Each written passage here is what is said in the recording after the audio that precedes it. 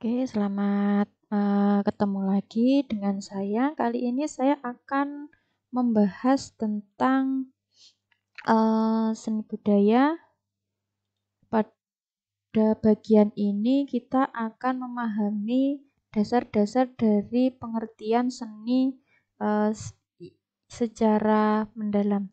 Oke, yang pertama, pengertian seni rupa. Pengertian seni rupa kalau kita bisa melihat dari pengertian secara umum, seni adalah sebuah karya buatan manusia yang punya nilai estetis atau menarik. Jadi kalau pada saat ini istilah estetis sudah tidak hanya sebatas keindahan saja, tetapi lebih condong pada kata menarik karena yang indah itu biasanya selalu menarik, tetapi yang menarik belum tentu indah. Kadang kita melihat contohnya lukisan barong seperti ini, ketika kita melihat di sini ada yang mengatakan bahwa lukisan ini banyak unsur hitam, warna-warna hitam, atau mungkin jauh dari kata indah, yang dimana indah dalam arti yang kita pahami adalah sebuah kecantikan seperti itu, tetapi meskipun di sini tidak banyak mengarah ke hal keindahan, tetapi karena di sini ada garis-garis yang ekspresif, maka kita bisa mengatakan bahwa karya tersebut mempunyai nilai estetis yang artinya menarik seperti itu. Jadi, sekali lagi saya ulangi bahwa yang namanya estetis itu sekarang artinya sudah bukan berarti keindahan lagi, tetapi lebih tepatnya adalah menarik. Karena yang indah itu biasanya memang selalu menarik, tetapi kalau yang menarik itu belum tentu indah seperti itu. Oke, kita lanjutkan pada pengertian berikutnya. Rupa adalah buatan karya manusia yang dapat dinikmati oleh mata. Jadi, kalau dalam hal ini yang kita bahas adalah seni rupa. Rupa di sini adalah suatu yang bisa dilihat dengan mata. Jadi, ketika ada seniman yang buta sejak lahir, jika dia tidak mempunyai konsep warna maupun konsep bentuk, karyanya tersebut belum bisa kita katakan sebagai sebuah karya seni karena seniman tersebut belum pernah mengetahui konsep warna dan konsep bentuk seperti itu. Jadi kegunaan mata dalam bidang seni rupa di sini adalah merupakan hal yang sangat vital, sangat mendasar. Oke, kita lihat dari ahli. Menurut Aristoteles mengungkapkan bahwa seni sebagai suatu tiruan, yakni tiruan dunia alamiah dan dunia manusia. Kalau menurut Aristoteles bahwa seni itu selalu mengambil ide dari dunia, selalu mengambil ide dari alam yang biasanya pernah dilihat oleh senimannya seperti itu.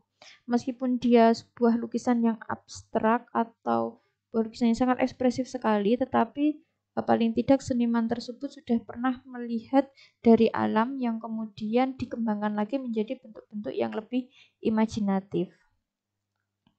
Berikutnya, seni rupa adalah cabang seni yang membentuk karya seni dengan media yang bisa ditangkap mata dan dirasakan dengan rabaan. Jadi, untuk karya yang 3 dimensi itu bisa diraba sehingga bentuknya itu akan terlihat dari rabaan tersebut, tetapi meskipun sebenarnya yang namanya karya seni itu tidak boleh dipegang seperti itu jika hanya untuk pajangan, tetapi untuk benda-benda fungsional itu boleh dinilai dengan rabaan. Misal dilihat dari teksturnya, itu penggunaan tekniknya benar atau tidak. Jadi bisa memakai unsur rabaan selain menggunakan unsur penglihatan.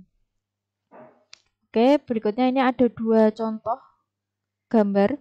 Nah, kalau misal pemandangan alam asli seperti ini, dengan pemandangan alam lukisan seperti ini kita bisa melihat bahwa kedua karya ini eh, yang pertama adalah memang benar-benar karya asli ya.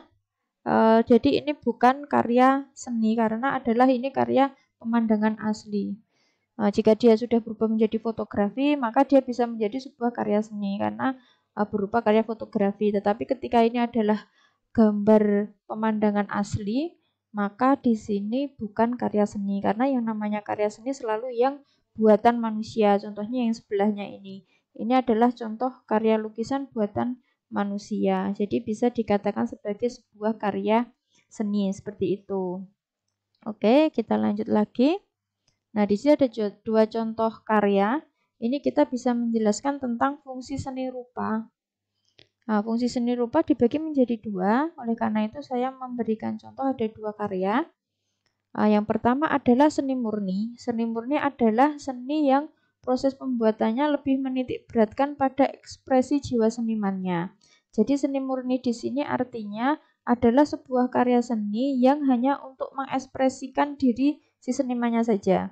Si seniman tidak akan berpikir untuk hal lain, misal untuk dimanfaatkan untuk alat-alat keseharian atau mungkin dimanfaatkan untuk hiasan dan sebagainya, itu tidak ya. Jadi seni murni di sini hanya untuk mengekspresikan diri senimannya saja dan si seniman tersebut tidak akan berpikir untuk hal yang lain. Nah, kita bisa lihat contohnya adalah karya pada bagian samping ini. Kita bisa melihat bahwa ini adalah karya-karya yang sangat ekspresif sekali.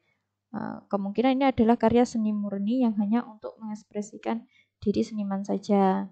Kita lihat gambar yang kedua, ini termasuk seni terapan. Seni terapan adalah seni yang proses pembuatannya lebih memiliki tujuan dan fungsi tertentu selain untuk ekspresi jiwa senimannya. Oke, kita di sini lihat ada ide yang imajinatif dan kreatif ya, meskipun dalam karya ini bisa kita lihat bisa digunakan untuk benda fungsional, misal untuk jam atau untuk hiasan. Nah, ini di sini ada aliran air yang memutar seperti ini. Nah, ini bisa dimanfaatkan untuk hiasan meja. Di sisi lain, ini juga bisa digunakan untuk jam ya, seperti itu. Nah, jadi intinya kalau seni terapan itu selain mempunyai nilai seni, tetapi dia juga bisa digunakan untuk hal yang lain yang lebih fungsional, seperti itu. Tentu saja semua benda-benda yang bisa digunakan tidak bisa kita katakan sebagai sebuah seni terapan. Karena yang namanya seni terapan harus mempunyai unsur seni.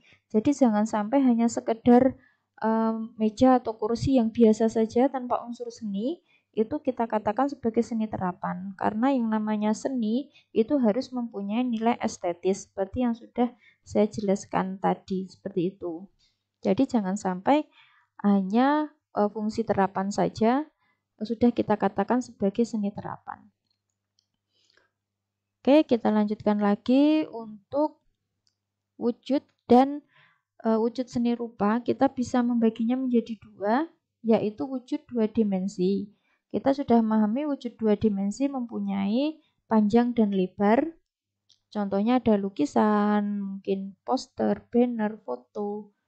Kemudian ada tiga dimensi. Nah, itu ada yang memiliki panjang, lebar, dan volume. Contohnya patung, tas, sepatu. Seperti itu kita bisa melihat. Contohnya ini misal lukisan ya. Lukisan itu dua dimensi karena hanya mempunyai panjang dan lebar saja. Kemudian untuk contoh yang tiga dimensi, kita bisa melihat di sini ada patung. Nah, kalau yang dua dimensi itu hanya bisa dinikmati dari satu sisi saja, yaitu dari depan. Kalau kita menikmati lukisan dari samping dan dari belakang, itu tidak akan bisa merasakan nilai estetisnya, karena karya seni tersebut hanya bisa dinikmati dari satu sisi saja, yaitu dari depan, seperti itu. Sedangkan kalau untuk yang tiga dimensi, karena dia mempunyai panjang, lebar, dan tinggi, itu kita bisa melihatnya atau menikmatinya dari segala arah. Misal contohnya di sini ada sebuah karya seni, itu kita bisa lihat dari depan, dari samping kanan, dari samping kiri, bahkan mungkin ini dari belakang juga kita bisa menikmati segi estetisnya, seperti itu. Atau mungkin benda fungsional juga bisa, misal ada tas, ada sepatu, nah, seperti itu. Kita bisa melihat dari sisi depan, samping kanan maupun samping kiri dari karya tersebut. Apakah bisa dinikmati dari segala arah? Jika bisa dinikmati dari segala arah, maka dia bisa disebut sebagai karya seni tiga dimensi. Seperti itu. Oke, mungkin ada sedikit kesalahan.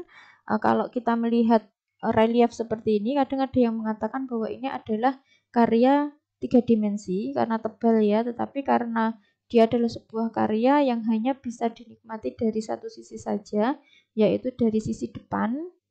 Nah, oleh karena itu karya tersebut dinamakan karya dua dimensi saja, seperti itu. Itu ya, saya rasa cukup jelas penjelasan dari saya. Mungkin untuk penjelasan pada bagian dasar seni rupa ini saya cukupkan. Terima kasih. Assalamualaikum warahmatullahi wabarakatuh.